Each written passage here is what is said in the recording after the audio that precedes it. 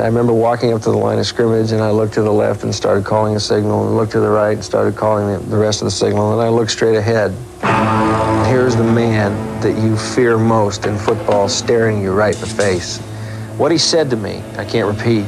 The censors would have a ball, and immediately my voice kind of quivered and started cracking. He was the greatest intimidator that ever played football. I don't know how good a football player was. He scared the hell out of people. He told me he was going to kick mine. You know what? The first time I ever played against him, my rookie year. Dick was an animal. I called him a maniac, a stone maniac. He's the kind of linebacker that when he hit our back would go back in the huddle. He'd be talking out his ear hole. He'd want to know who was supposed to block that crazy sucker.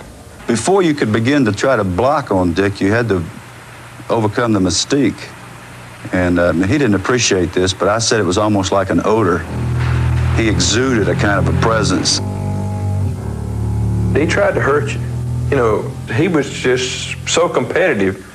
You know, not only did he not want you to gain a yard, he didn't want you to gain an inch. You know, as soon as you had that football, you were the enemy.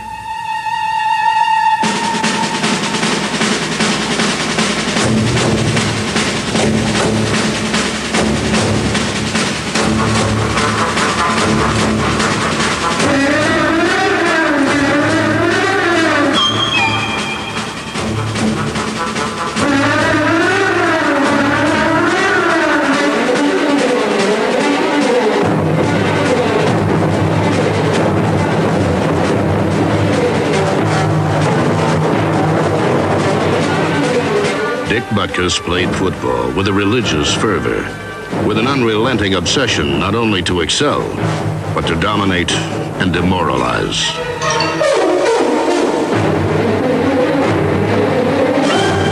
Dick was not satisfied with just an ordinary tackle. He had to hit you, pick you up, drive you, and grind you into the ground.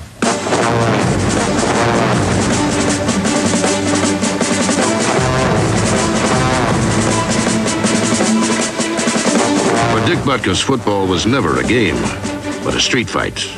A place for all-out, no-holds-barred warfare.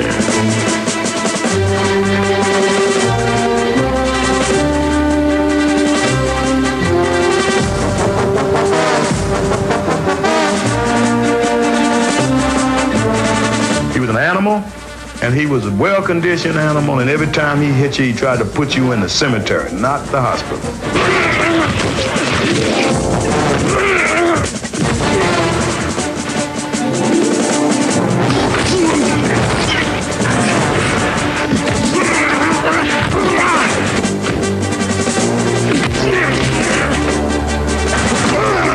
Butkus was the most destructive defender in the game. And the NFL is filled with horror stories of tough men who crossed him. He knocked out L.C. Greenwood on a punt. I remember, and he knocked out Warren Banks, and he was a backup fullback we had, but a good special teams player.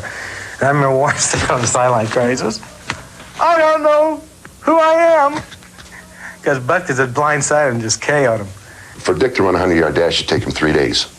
But I want to tell you something, from that middle linebacker, 20 yards this way, 20 yards that way, 20 yards that way. I mean, nobody was quicker than he was.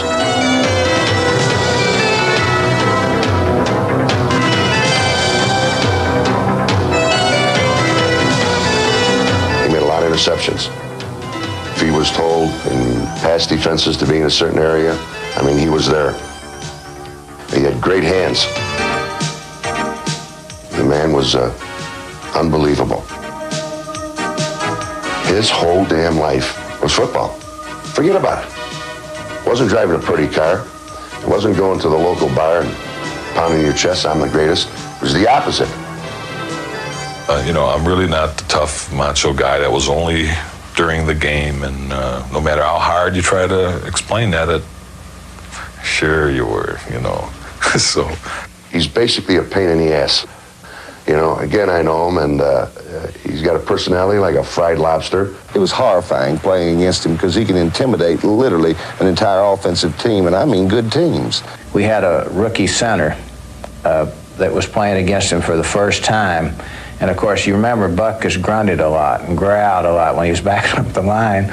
And we sent this rookie center in to play for us, and the first time he came off, his eyes were about like this. He couldn't believe what he was hearing from Butkus. Butkus had him intimidated. He hadn't even blocked him yet. Butkus dominated a game the way no other player ever has. He dominated officials. He'd take the ball away from the guy after the play and shake it in the official's face, and the official would point it their way. It was awesome. I was working, and Butkus came up to me, and he started to wave his finger at me. I sort of smiled at him and said, "Butkus," I said, "don't wave your finger at me." I said, "I'll bite your head off." He looked at me and said, "Well, if you bite my head off, you'll have more brains in your stomach than you will have in your head."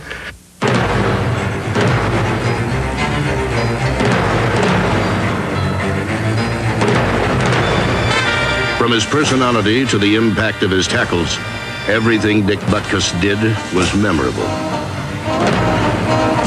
Although he played on only 2 winning teams, he did not lower his standards to fit the company. He was Moby Dick in a goldfish bowl.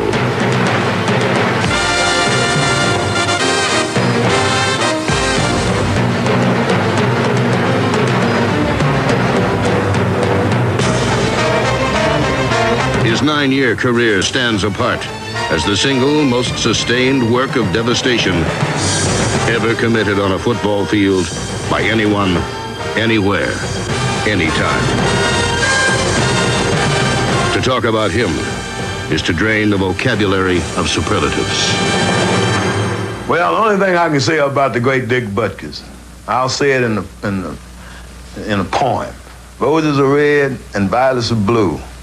If you got any sense, you'll keep Butkus away from you.